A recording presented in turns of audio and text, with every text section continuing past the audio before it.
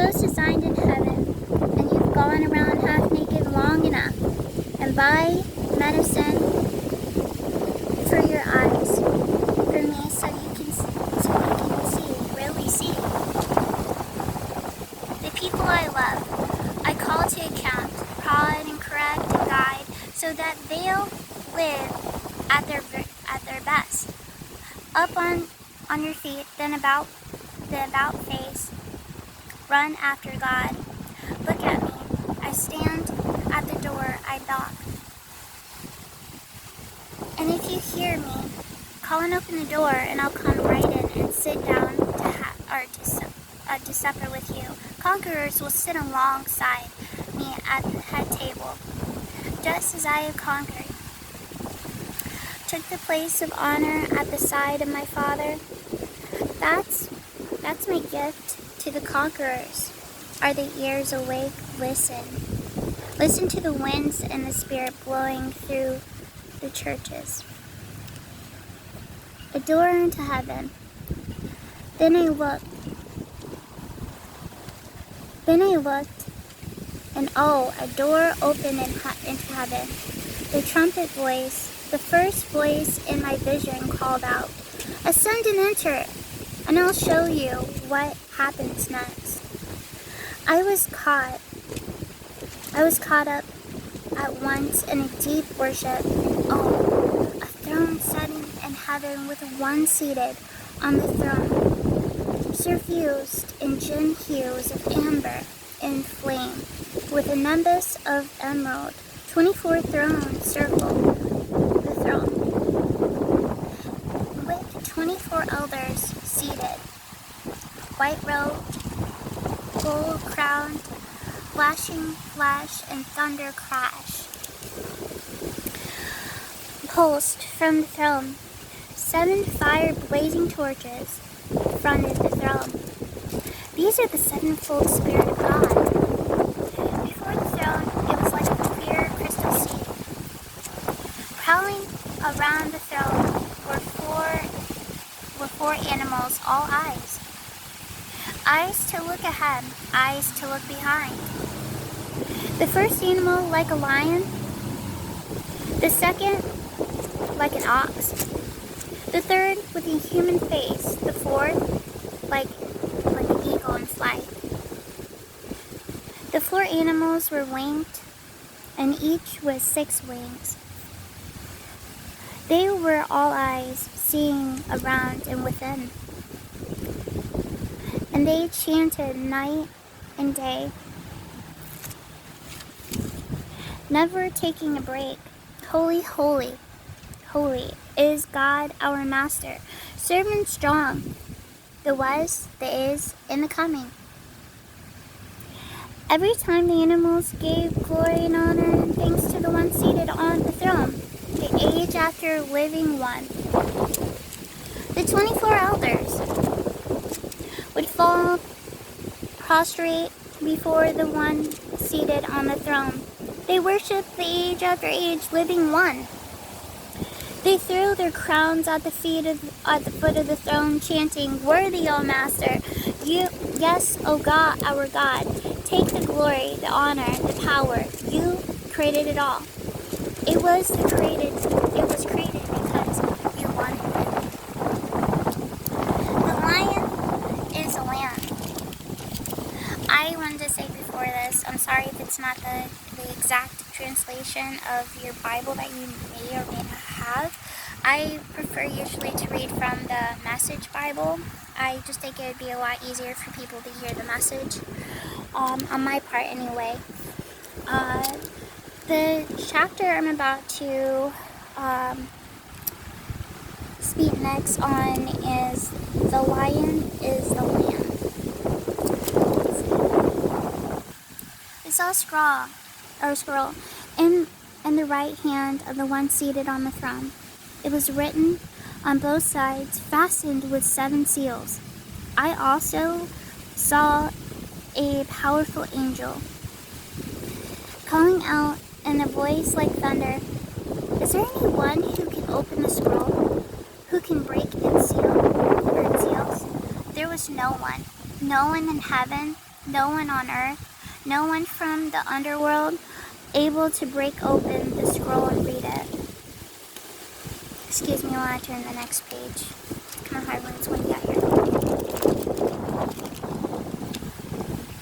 I wept and wept and wept that no one was found able to open the scroll. Able to read it, one of the elders said, "Don't weep. Look, the lion from the tribe of Judah, root of the David's tree, has conquered. He can open the scroll, can rip through the seven seals." So I looked, and there, surrounded by throne, animals and elders, was a lamb slaughtered, but standing tall. 7 horns he had, and 7 eyes, and the 7 spirits of God sent into all the earth.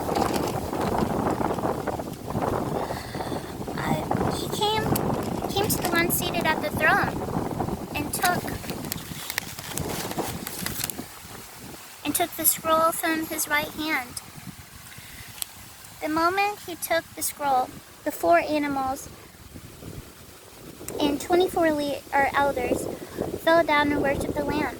Each had a harp and each had a bowl, a gold bowl filled with incense and prayers of God's holy people.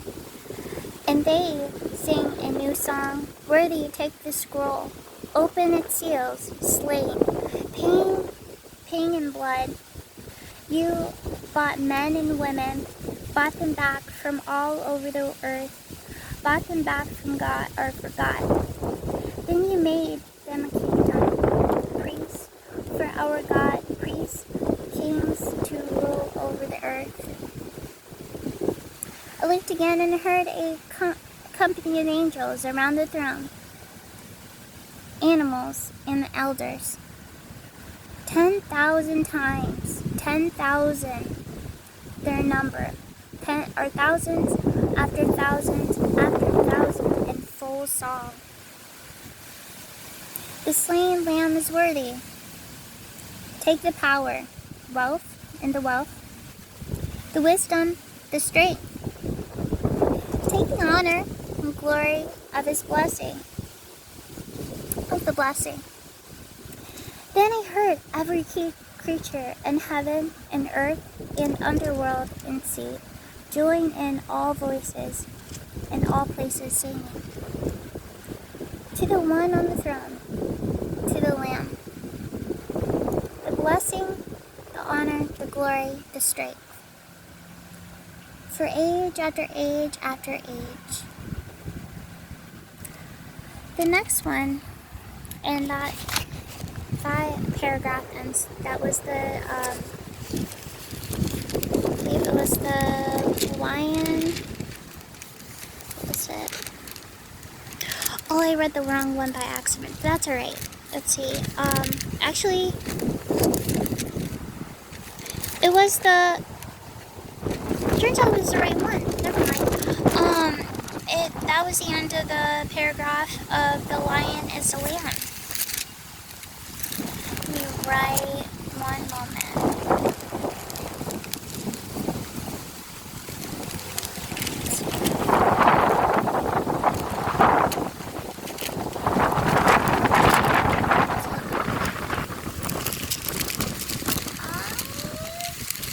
Let's see.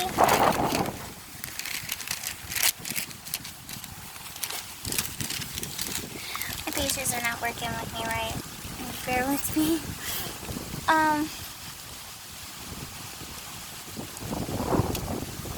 Then I heard every creature in heaven and earth, in the underworld. I believe that we read this, but I'm going to read this last paragraph again. Then I heard every creature in heaven, in earth, in the underworld, and sea join in all voices and all places singing, to the one on the throne, to the Lamb, the blessing, the honor, the glory, and the strength. For age after age after age, the 4 animals called out, "Oh yes." The elders fell to their knees and worshipped. The next one is the unsealing of the scroll, and we're on chapter 6. I do apologize about the chapters. I watched while the Lamb ripped off the first of the 7 seals. I heard one of the animals roar. "Come out!" I looked. I saw a white horse. Its rider carried a bow and was given victory garland. He rode off victorious and conquering right and left. When the Lamb ripped off the 2nd seal, I heard the 2nd animal cry, "Come out!" Another horse appeared, this one red. Its rider was off to take peace from the earth, sending people at each other's throats, killing one another.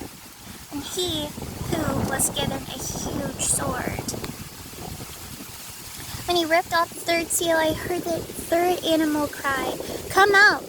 I looked, and the black horse, this time. Its rider carried a set of scales in his hand. I heard a message. It seemed to issue from the 4 animals. A quart of wheat for a day's wages, or 3 quarts of barley, but all the oil and the wine you want. When he ripped off the 4th seal, I heard the 4th animal cry, "Come out!" I looked, and colorless horse, sickly pale. Its rider was death, and hell was close on its heels. They were given power to destroy the 4th of the earth by war, famine, disease, and wild beasts. When he rips off the 5th seal, I saw the souls of those killed because they had held firm in their witness to the word of God.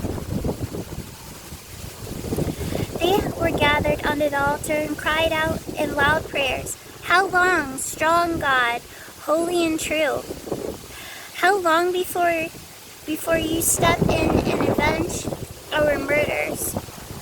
Then each murderer was given a white robe and told to sit back and wait until the full number of martyrs were filled from among their servant, champions, and friends in faith. I watched while he ripped off the 6th seal. A bone-jarring earthquake. Sun turned black as ink. Moon all bloody. Stars falling out of the sky like figs, shaking from a tree in a high wind. Sky snapped shut like a book. Islands of mountains sliding. And this way, and generals, rich and strong, along with every commoner, slave or free. They hid in mountains, caves, and rocky dens, calling out to mountains and rocks, "Refugee! Hide us from the one seated on the throne and the wrath of God, the wrath of the Lamb." This is God. The great day of their wrath has come. Who can stand against it? Or who can stand it? The servants of God, immediately I saw 4 angels standing at the 4 corners of the earth, standing steady, with a firm grip on the 4 winds, so no wind would blow on earth or sea, not even rustle a tree. Then I saw another angel rising from, I apologize. This is chapter 7, the servants of God. The thunder to the 4 angels assigned the task of hurting earth and sea. Don't hurt the earth. Don't hurt the sea. Don't so much as hurt a tree until I've sealed the servants of our God on their foreheads. I heard the count of those who were sealed, 144,000. They were sealed out of every tribe of Israel. 12,000 sealed from Judah, 12,000 from Reuben, 12,000 from Gad, 12,000 tribe of Israel. Oh, hold on. I apologize. 12,000 from Asher, 12,000 from Naphtali, 12,000 from Manasseh, 12,000 from Simeon, 12,000 from Levi, 12,000 from Ishkar, 12,000 from Zebulun, 12,000 from Joseph, and 12,000 sealed from Benjamin. I looked again, and I saw a huge crowd, huge to count. Everyone was there. All nations and tribes, all races and languages, and they were standing dressed in white robes and waving palm branches, standing before the throne and the Lamb and heartily singing. Salvation to our God on the throne, salvation to the Lamb. All who were standing around the throne, angels, elders, animals, fell on their faces before the throne and worshiped God, singing.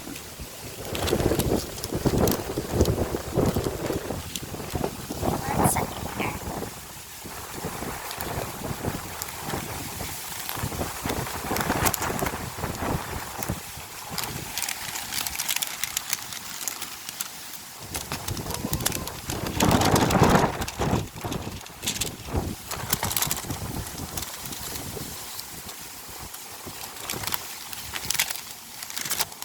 Alright. Oh yes, the blessing and glory, the wisdom and thanksgiving, the honor and power and the strength, to our God forever and ever and ever. Oh yes. Just then, one of the elders addressed me. Who are these dressed in white robes, and where did they come from? Taken aback, I said, "Oh, sire, I have no idea, but you must know." Then he told me, "These are those who come from the great tribulation, and they've washed their robes, scrubbed them clean in the blood of the Lamb, and that's why they're standing before God's throne. They serve him day and night in his temple. The one on the throne will pitch his tent there for them. No more hunger, no more thirst, no more scorching heat. The Lamb on the throne will shepherd them and will lead them to spring waters of life, and God will wipe every last tear from their eyes." When the Lamb ripped off the seventh seal, heaven fell quiet, complete silence for about half an hour. And that's chapter 8. We'll be opening with maybe a part 2, but I wanted to. The next paragraph is the blowing the trumpets. So I'm still trying to decide, should I do another 2 of this? But otherwise I can keep going for a little bit. Probably for a little bit more I can read this. Alright, let's see. And this one's called Blowing the Trumpets. I saw the 7 angels who are always in readiness before God, handed 7 trumpets. Then another angel carrying a gold censer came and stood at the altar. He was given a great quantity of incense, so that he could offer up the prayers of all the holy people of God, and on golden altar before the throne. Smoke bellowed up from the incense place. Prayers of the holy ones rose before God from the hand of the angel.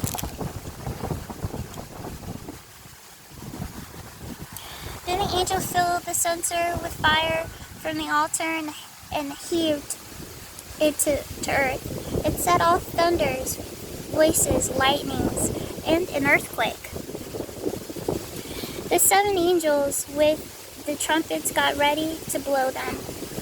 And at the first trumpet blast, hail and fire mixed with blood were dumped on earth. A third of the earth was scorched, and a third of the trees, and every blade of green grass burned to a crisp. The second angel trumpeted, something like a huge mountain blazing with fire, and was flung into the sea. A third of the sea turned to blood, and a third of the living sea creatures died, and a third of the ships sank. And the third angel trumpeted, a huge star blazing like a torch fell from heaven, whipping out a third of the rivers and a third of the springs. The star's name was Wormwood. A third of the water turned bitter, and many people died from the poisoned water. The fourth angel trumpeted. A third of the sun, and a third of the moon, and a third of the stars were hit, blacked out by a third both day and night, and 1/3 blackout. I looked hard. I heard a lone eagle flying through middle heaven, crying out ominously, doom, doom, doom to everyone left on earth. And there are 3 more angels about to blow their trumpets. Doom is on its way. That was chapter 8 of Blowing the Trumpets. This is still continuing, actually. Now I'm about to enter into chapter 9. The 5th angel trumpeted. I saw a star plummet from heaven to earth. The star was handed a key to the well of the abyss. He unlocked the well of the abyss. Smoke poured out from the well, billows and billows of smoke, sun and air in blackout from the smoke pouring out of the well. Then out of the smoke crawled locusts with the venom of scorpions. They were given their orders. Don't hurt the grass. Don't hurt anything green. Don't hurt a single tree, only men and women. And then only those who lacked the seal of God on their foreheads, they were ordered to torture but not kill. Torture them for 5 months. And the pain like a scorpion sting. And when this happens, people are going to prefer death to torture. Look at the scorpion sting. When this happens, people are going to prefer death to torture. Look for ways to kill themselves, but they won't find a way. Death will have gone into hiding. The locusts looked like horses ready for war. And they had gold crowns, human faces, women's hair, teeth of lions, iron breastplates, and the sound of their wings was the sound of horse-drawn chariots charging into battle. Their tails were equipped with stings like scorpion tails. With those tails, they were ordered to torture the human race for 5 months. They had a king over them, the angel of the abyss, and his name in Hebrew is the Abaddon, in Greek, Apollyon. Apollyon, it means destroyer. And the first doom is past, the 2 dooms yet to come. The 6th angel trumpeted. I heard a voice speaking to the 6th angel from the horns of the golden altar before God. Let the 4 angels loose, and the angels confined at the great river Euphrates. The 4 angels were untied and let loose. 4 angels all prepared for the exact year, month, day, even hour, when they were to kill a third of the human race. The number of the army, horsemen, was twice 10,000 times 10,000. I heard the count and saw both horses and riders in my vision, fiery breastplates on the riders, lion heads on the horses, breathing out fire and smoke and brimstone. With these were weapons, fire and smoke and brimstone. They Excuse me.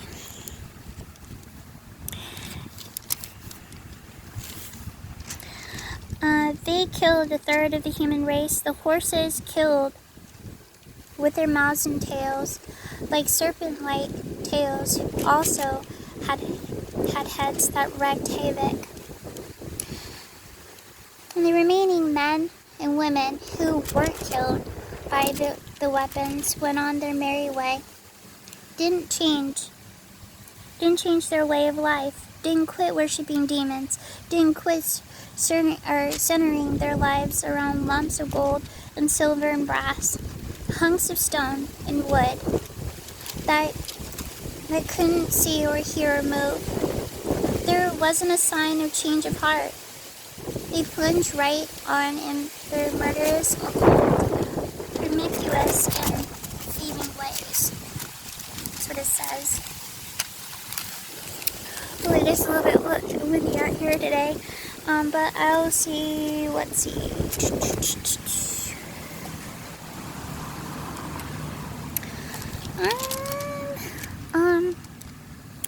I'm going to continue at chapter 10, and see where there's a good stopping point for right now.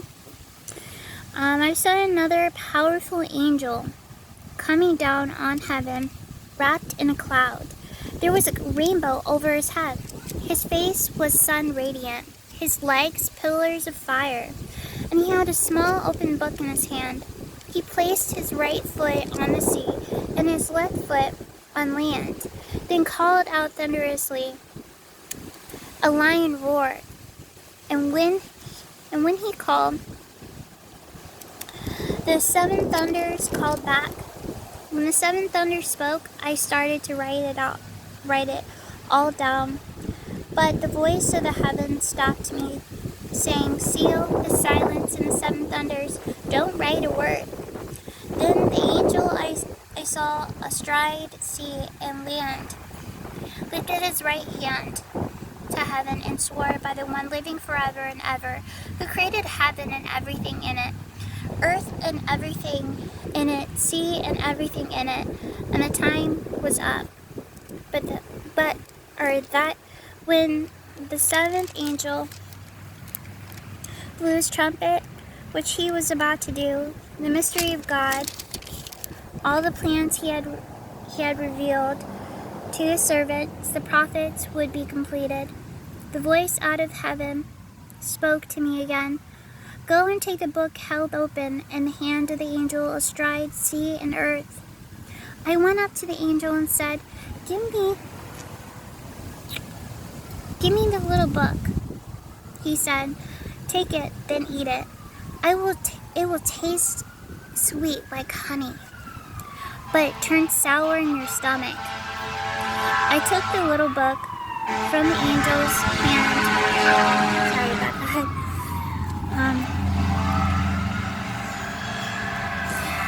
Angel's hand, and it was sweet. It was sweet honey in my mouth. But when I swallowed, my stomach curled. And then I was told, you must go back and prophesy again over many peoples and nations and languages and kings. Now we're at hang on one moment here. Now we're at chapter 11. It is speaking next about the two witnesses. I'll give you one moment here.